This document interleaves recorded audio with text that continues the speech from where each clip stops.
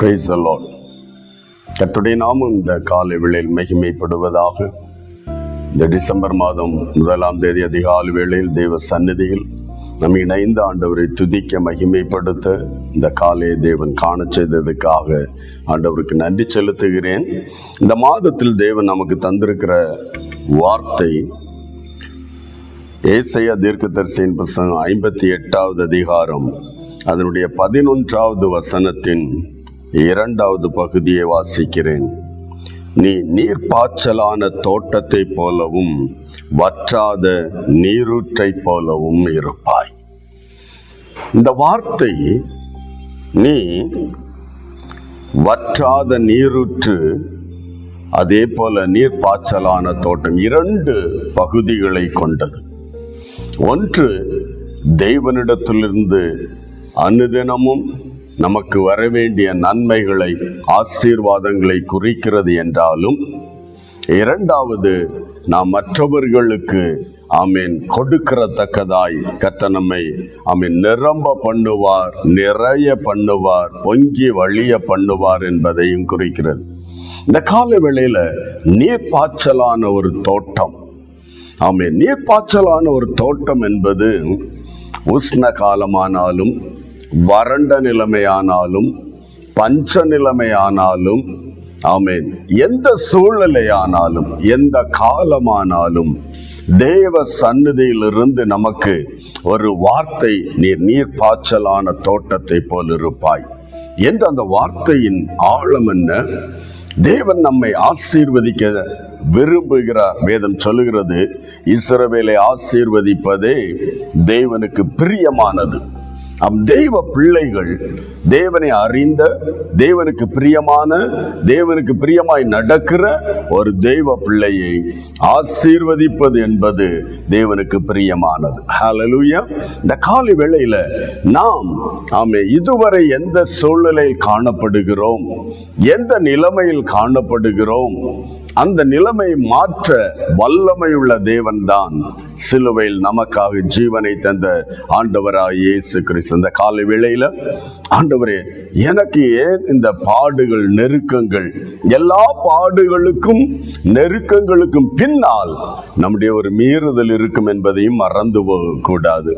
நாம் ஆசீர்வதிக்கப்பட முடியாதபடி, நாம் உயர்த்தப்பட முடியாதபடி, நம்முடைய வாழ்வு, நம்முடைய குடும்பம், நம்முடைய தலைமுறைகள் உயர இயலாதவிருக்கிற ஒரு பெரிய ஒரு சுமை நம்முடைய மீறுதல்கள், நம்முடைய முற்பிதாக்களின் மீறுதல். இந்த கால வேளையில இந்த வார்த்தை நாம் சுதந்தரித்துக் கொள்ள, ஆண்டவரே, இந்த வார்த்தையின்படியே நீர் பாய்ச்சலான தோட்டத்தை போல் இருப்பாய். ஆமேன். உஷ்ண காலத்திலும் 1ஆம் சங்கீதத்துல சொல்லப்படுகிறது, நதி ஓரமாய் நடப்பட்ட ஒரு மரம் போல. ஹல்லேலூயா. நீர்ப்பாய்ச்சலான ஒரு தோட்டம் நிச்சயமாகவே எந்த சூழ்நிலையிலும், எந்த நிலைமையிலும் வறட்சி வருவதில்லை. ஹல்லேலூயா. மழை பொழியாவிட்டாலும் அந்த நீர் பாய்ந்து கொண்டிருக்கிற ஒரு ஊற்று நீர் வந்து கொண்டிருக்கிற ஒரு தோட்டமானால் நிச்சயமாகவே அந்த எந்த சூழ்நிலையிலும், எந்த வறட்சியிலும் அந்த தோட்டமானது செழிப்பாயிருக்கும், வளமுள்ளதாயிருக்கும். நல்ல கனி கொடுக்கிறதாகவும் இருக்கும். இந்த காலை வேளையில் அப்படிப்பட்ட ஒரு தோட்டமாய் உன்னை, உன் குடும்பத்தை, உன் சபையை பரலோகம் மாற்ற விரும்புகிறது. ஹல்லேலூயா. சூழ்நிலை எதிர்தான், நம்மை சுற்றி இருக்கிற எதிரின் அனுபவங்கள் உண்டு. ஆனால் அவைகள் மாறுவதில்லை. அதன் நடுவில் வேதம் சொல்லுகிறபடி சத்துருக்கள் நடுவில் உன் தலையை உயர பண்ணுகிற தெய்வம். ஹல்லேலூயா. சத்துருக்களுக்கு தலைகளுக்கு மேலாய் உன்னை உயர்த்துகிற தெய்வம். ஹல்லேலூயா. சத்துருக்களுக்கு மத்தியில் ஒரு பந்தியை ஆயத்தப்படுத்துகிற தெய்வன். ஆகவே அந்த சூழ்நிலைகள் மாறாது. ஆனால் உன்னை ஹல்லேலூயா உயர்த்துவார், உன்னை ஆசீர்வதிப்பார். நீ விரும்புகிறதை விட அதிகம் செய்கிறவர் தான் நம்முடைய தெய்வம். இந்த கால வேளையில நீர்ப்பாய்ச்சலான தோட்டம் என்றால் வேதத்தில் நாம் வாசிக்கும் போது ஏசாயா தீர்க்கதரிசியின் புத்தகம் 23ஆம் அதிகாரம் அதனுடைய 3வது வார்த்தை இப்படி சொல்லுது. ஏசாயா 23:3, சீகோர் நதியின் மிகுந்த நீர்ப்பாய்ச்சல்களால் விளையும் பயிர் வகைகளும் ஆற்றங்கரையின் அறுப்பும் அதன் வருமானமாயிருந்தது. ஹல்லேலூயா. மிகுதியான நீர்ப்பாய்ச்சல் உள்ள ஒரு தோட்டத்திலிருந்து வேதம் சொல்லுகிறபடி பயிர்கள் விளையும். ஹல்லேலூயா. விளையும் பயிர் வகைகள். ஆமென். ஹல்லேலூயா. வேதத்தின் ஆழத்தில் நாம் நினைத்து சிந்தித்து தியானிக்கும் போது இந்த வார்த்தை மிகவும் நம்மை உயர்த்துகிறதாய், நம்மை ஆசீர்வதிப்பதாக இருப்பதை நாம் அறிய முடியும். காரணம் ஒரு நீர்ப்பாய்ச்சலான ஒரு தோட்டம் என்பது நிச்சயமாகவே அது விளை பயிர்களை விளைவை மிகுதியான விளைவை தேவன் நமக்கு தர விரும்பு. இதுவரை நாம் உழைத்து அது ஓட்டை பையில் போடுகிறது போல காணப்பட்டதா என் அன்பு தேவ பிள்ளையே? இந்த கால வேளையில இந்த மாதத்தில் பரலோகம் நமக்கு தருகிற ஒரு வார்த்தை, ஆமென், நீர்ப்பாய்ச்சலான தோட்டத்தை போல இருப்பாய். அந்த நீர்ப்பாய்ச்சலின் நிமித்தம் விளையும் பயிர்கள் உனக்கு உண்டாகும். நீ கையிட்டு செய்கிற வேலை, தொழில், business, what ever it may be, அவைகளை ஆண்டவர் பயிர் நிலங்களை போல, விளையும் பயிர் நிலங்களை போல, ஆமென், ஹல்லேலூயா, வருமானம் இதுவரை வந்து கொண்டிருக்கலாம், அது ஓட்டை பையில் போட்டது போல, வீண் செலவானது போல கடந்து போனதோ, பயப்படாதே. இந்த மாதத்தில் பரலோக தேவன் உன்னை நீர்ப்பாய்ச்சல் உள்ள ஒரு தோட்டமாய் மாற்றும் போது நீ விளைய செய்கிறது மிகுந்த விளைச்சலை தரும். ஒன்று, பயிர் வகைகள் அதில் விளையும். அடுத்தது அறுவடை, ஆற்றங்கரையின் அறுவடையும் அதன் வருமானம். ஆமென். நீர்ப்பாய்ச்சலான தோட்டமாயிருந்தால் வருமானம், மார்க்கங்களை கர்த்தர் விசாலப்படுத்துவார். ஹல்லேலூயா. இந்த கால வேளையில தேவனுடைய வார்த்தை உன்னுடைய இருதயங்களில் வந்து தேவன் நமக்கு தந்த அந்த கட்டளைகளை, வார்த்தைகளை செவி கொடுத்து நடக்கிற ஒரு தெய்வ பிள்ளையின் மேல் இந்த ஆசீர்வாதம் வந்து தங்கும். நீர்ப்பாய்ச்சலான தோட்டம். மற்றவர்கள் எத்தனை சத்துருக்கள், எத்தனை மிகுதியாயிருந்து எத்தனை வழிகளை அடைத்து வைத்தாலும் ஆண்டவருடைய வார்த்தை சொல்லுகிறது, ஒரு வழி அடைக்கப்பட்டால் உனக்கு முன்பா 7 வழிகளை திறக்கிற என் தேவன் தான். நம்மை ஆராதிக்கிற கர்த்தர் இயேசு. இந்த கால வேளையில ஆண்டவரே, எத்தனை சூழ்நிலைகள் நடுவிலும் தடைகள் வந்தாலும், ஒரு வழி அடைக்கப்பட்டு விட்டாலும் புது வழிகளை திறந்து வருமான மார்க்கங்களை செய்கிற வேலை அதே வேலையா தான் இருக்கும். ஆனால் வருமான மார்க்கங்களை விசாலப்படுத்தி நம்மை ஆசீர்வதிக்கிற ஒரு பரலோக தகப்பன். ஹல்லேலூயா. விளையும் பயிர்களை பெருக பண்ணி, அறுப்புகளை, அறுவடையை மிகுதியாக்கி நம்மை ஆசீர்வதிக்கிறார்.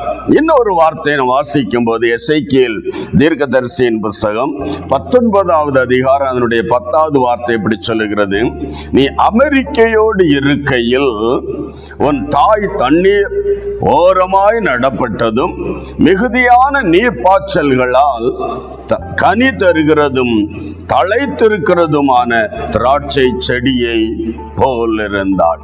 இந்த இடத்துல நீர்ப்பாய்ச்சலான ஒரு தோட்டத்தில் கனிகள் வெளிப்படும் என்பதை நாம் அறிந்து கொள்ள முடியும். நமக்கு நன்றாக தெரியும்.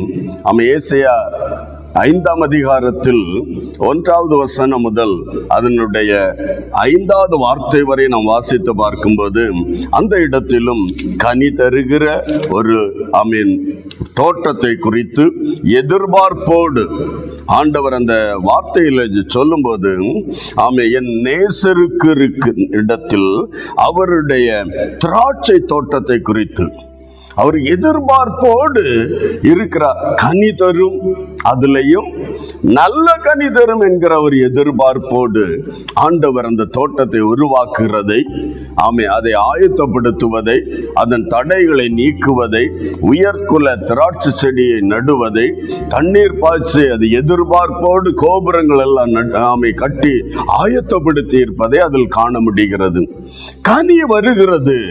கனி வரும்படியாய்த்தான் தண்ணீர் பாய்ச்சப்படுகிற ஒரு தோட்டத்திற்கு. கனி என்பது நம்முடைய செயல்கள், நம்முடைய கிரியைகள், நம்முடைய சிந்தைகள், இவைகளை குறிக்கிறது. ஆமீன். தேவன் ஆயத்தப்படுத்தின அந்த தோட்டத்தில் கூட தேவன் எதிர்பார்த்த கனி வராதபடி கசப்புள்ள கனியாய் மாறிவிட்டதை அந்த இடத்தில் நாம் அறிந்து கொள்ள முடியும். ஆனால் கனி வருகிறது. இங்கேயும் நீர்ப்பாய்ச்சலான தோட்டத்தில் கனிகள் நிறைய வரும். அந்த கனிகள் தேவனுக்கு பிரியமான கனிகளா? நம்முடைய செயல்கள், நம்முடைய நினைவுகள், சிந்தைகள் தேவனுக்கு பிரியமானதா என்பதை நாம் அறிந்து கொள்ள வேண்டும். ஆமீன். பிரியமான ஒரு நல்ல கனி தருகிற ஒரு தெய்வ பிள்ளையாய், தெய்வ குடும்பமாய், சபையாய், தேசமாய் இருந்தால் நிச்சயம் கர்த்தர் இந்த வார்த்தை ஆமென்றும் ஆமேன் என்று நிறைவேற்றி அந்த தேசத்திற்கே நன்மையை, நீர்ப்பாய்ச்சலான ஒரு தோட்டமாக கர்த்தர் நம்மை மாற்ற வல்லமை உள்ள கர்த்தர். இந்த கால வேளையில நீர்ப்பாய்ச்சலான தோட்டத்தில் கனிகள் வரும். அடுத்த பகுதி என்ன சொல்கிறது? ஆமேன். நடப்பட்ட மிகுதியான நீர்ப்பாய்ச்சலா கனிதரும் தழைத்திருக்கிறதுமான ஒரு திராட்சை தோட்டம். சில செடிகளை நீங்கள் நம் வீடுகளில், தோட்டங்களில் பார்த்தால் நடப்பட்டது மற்ற எல்லாம் செடிகளில் கூட நடப்பட்டு இருக்கும். ஆனால் அது நல்லா எல்லாருக்கும், எல்லா செடிகளுக்கும் கொடுக்கிறது போல உரமும் தண்ணீரும் பாதுகாப்பும் எல்லா காரியங்களும் கொடுத்திருந்தாலும் அந்த குறிப்பிட்ட சில செடிகள் கரண்டு கொண்டிருக்கும். அது அப்படி பட்டு போனா வேற செடியை வைக்கலாம், அது படவும் செய்யாது. உயிருக்கு நான் வளருவேன் என்று சொல்லிக் கொண்டு நின்று கொண்டிருக்கும். மற்றவைகள் கனி தந்தாலும் இந்த மாதிரி ஒரு இனம் அப்படியே கரண்டு கொண்டிருக்கும். அல்லேலூயா. அல்ல, தேவன் ஒரு நீர் பாய்ச்சலான ஒரு தோட்டத்தில் உன்னை நட்டிருந்தால் நீ உன்னிடத்தில் தேவன் எதிர்பார்ப்பது கனிகள் மட்டுமல்ல, நல்ல தழைத்து வளருகிற ஒரு தெய்வ பிள்ளையாய், ஒரு குடும்பமாய், ஒரு சபையாய் மாற வேண்டும் என்று விரும்புகிற இந்த மாதத்தில் ஆண்டவர் இந்த வார்த்தை தரும்போது, நீர்ப்பாய்ச்சலான ஒரு தோட்டம், இதுவரை வறட்சியோ வெறுமையோ எந்த நிலையில் இருந்தாலும் நம்மை வளர பண்ணுகிற ஒரு தேவன், தழைத்து வளர பண்ணுகிற ஒரு கர்த்தர். ஒரு சாதாரணமா இல்ல, நல்ல கனி தருகிற ஒரு திராட்சை செடியை போல கர்த்தர் நம்மை உருவாக்க விரும்புகிறார். அதற்காகவே ஆண்டவர் இந்த வார்த்தையை எனக்கு நேராக அனுப்ப, நீர் பாய்ச்சலான ஒரு தோட்டத்தை போல ஆண்டவர் உன்னை மாற்ற விரும்புகிறார். நம்முடைய செயல்கள், சிந்தைகள் தெய்வ சத்தத்துக்கு செவி கொடுக்கிற ஒரு தெய்வ பிள்ளையாய், தெய்வ வார்த்தைகளுக்கு கீழ்ப்படுகிற ஒரு தெய்வ பிள்ளையாய் நாம் காணப்படுவது நிச்சயமாகவே இந்த வார்த்தைகள் ஆம் என்றும் ஆமென் என்றும் நம் வாழ்க்கையில் நிறைவேறுவதை நாம் காண முடியும். ஆகவே இந்த மாதத்தில் ஆண்டவர் நமக்கு தரு உன்னை நீர்ப்பாய்ச்சலான ஒரு தோட்டத்தை போல மாற்ற விரும்புகிறார். ஏற்றுக்கொள்வோம். அதுல 2 பகுதிகள். முதல்ல வேதம் சொன்னது, உன் வருமானத்தை பெருக பண்ணுவார், அது வீண் செலவாய் மாறாதபடி, வெறுமையாய் விரயமானதாய் மாறாதபடி உன் கையின் பிரயாசத்தை நீ சாப்பிடுவாய். உன் தலைமுறைகளுக்கு நீ வைக்க வேண்டும், வைத்திருப்பாய் என்கிற அந்த வார்த்தைகளை நாம் நாட்களில சுதந்தரித்துக் கொள்ள, அதே போல நல்ல கனி கொடுக்கிற ஹல்லேலூயா, நல்ல விளைச்சலை தருகிற, நல்ல தழைத்து வளருகிற ஒரு தெய்வ பிள்ளையாய், குடும்பமாய், சபையாய் கர்த்தர் நம்மை மாற்ற விரும்புகிற அந்த காலை வேளையில இந்த மாதத்திலே ஆண்டவரே, என்னை நீர்ப்பாய்ச்சலான ஒரு தோட்டமாய் என்னை மாற்றி ஆசீர்வதிக்க போகிறீர், நன்றி. அதே நேரத்தில் நம்மளோடு பரிசுத்த ஆவியானவர் உணர்த்துகிற குறைவுகள் நிறைவாக்க, விட்டு விலக மனம் திரும்ப பரிசுத்தருடைய சந்நிதியில நம்மை விட்டு கொடுத்து அதற்கும் ஆயத்தமாய் இருக்கிற தெய்வ பிள்ளைகள் மேல் இந்த ஆசீர்வாதம் ஆமை தடை இல்லாமல் வந்திறங்கும். நாம் ஒருமித்து எதிர்பார்ப்போடு விசுவாசத்தோடு தெய்வ சந்நிதியை நோக்கி பார்க்கலாம். செபிக்கலாமா? கண்களை மூடி ஆண்டவரே, இந்த வார்த்தை எனக்கு ஆமை சொந்தமாய் தருவீராக. இந்த வார்த்தையின்படி நான், என் குடும்பம், என் சபை, என் தேசம் ஒரு நீர்ப்பாய்ச்சலான ஒரு தோட்டத்தை போல மாற்றி தாரும் என்று செபிக்கலாம். அன்பு தகப்பனே, இந்த நல்ல காலை வேளைக்காக உமக்கு நன்றி செலுத்துகிற இந்த மாதத்தின் முதலாம் நாள் அதிகாலை வேளை உம்முடைய சந்நிதியில ஆண்டவரே நாங்கள் இந்த வார்த்தையை ஆமை பெற்றிருக்கிறோம். இந்த வார்த்தையின்படி தேவன் ஆமை வானமும் பூமியும் ஒளிந்து போனாலும் உம்முடைய வார்த்தையின் ஒரு பாயிலும் மாறி போவதில்லை என்றீரே. இந்த வார்த்தைகள் கேட்டு விசுவாசத்தோடு தன்னை சுத்திகரித்துக் கொள்ள, தன் கிரியைகளை சிந்தைகளை நமக்கு பிரியமானதாய் மாற்ற விரும்புகிற எல்லா தெய்வ பிள்ளைகள் மேலும் இந்த ஆசீர்வாதம் வந்து பலிப்பதாக. யார் யார் இதை நம்பி உம்மை நோக்கி கூப்பிடுகிறார்களோ ஒவ்வொருவருடைய வாழ்க்கையிலும் கர்த்தர் நீர் பாய்ச்சலான தோட்டத்தை போல ஆமே நல்ல விளைநிலங்களாக நல்ல அறுவடை பெற்றுக் கொள்ளுகிற ஒரு ஆமே தோட்டமாக ஆமே நல்ல ஆண்டவரே ஆமேன் மட்டுமல்ல அது நல்ல கனிகளாய் ஆமே செழித்து வளருகிற ஒரு தோட்டமாய் நல்ல திராட்சை செடிகளாய் என் தேவன் இந்த குடும்பங்களை இந்த ஊழியங்களை நீர் ஆசீர்வதிக்க போகிறதற்காய் உமக்கு நன்றி செலுத்துகிறோம் தகப்பனே. வார்த்தை மாறாதது என்றீரே. இந்த வார்த்தையை நம்புகிற விசுவாசத்தோடு கேட்கிற அதை இருதயங்களில் ஏற்றுக்கொள்ளுகிற ஆமே தங்களை மாற்றிக் கொள்ளுகிற மனம் திரும்ப வேண்டிய இடங்களில் தங்களை திருப்பிக் கொள்ளுகிற ஒவ்வொரு தெய்வ பிள்ளைகள் மேலும் இந்த ஆசீர்வாதத்தை நீ ஊற்ற போகிறதற்காய் இவர்களுடைய வாழ்க்கையை நீர் ஆசீர்வாதமாய் மாற்ற போகிறதற்காய் உமக்கு நன்றியோடு உம்மை துதிக்கிறோம். தொடர்ந்து தெய்வ சமூகம் உம்முடைய பிள்ளைகளை செம்மையான வழியில் நேர்த்தியாய் வழி நடத்துவதாக. கர்த்தர் இப்படி செய்யப்படுறதுக்காக நன்றி. உடைய வசனத்தை அற்புதங்களினாலும் அடையாளங்களினாலும் உறுதிப்படுத்த போகிறதற்காக நன்றி செலுத்துகிறோம். இயேசு கிறிஸ்துவின் பரிசுத்த நாமத்தில் தாழ்மையோடு உடைய கரங்களில் ஒப்பு கொடுத்து ஜெபிக்கிறோம் ஜீவனுள்ள நல்ல பிதாவே. ஆமென், ஆமென். கர்த்தர் உங்களை ஆசீர்வதிப்பார். நீர் பாய்ச்சலான தோட்டத்தை போல இருப்பார். God bless you. Praise the Lord.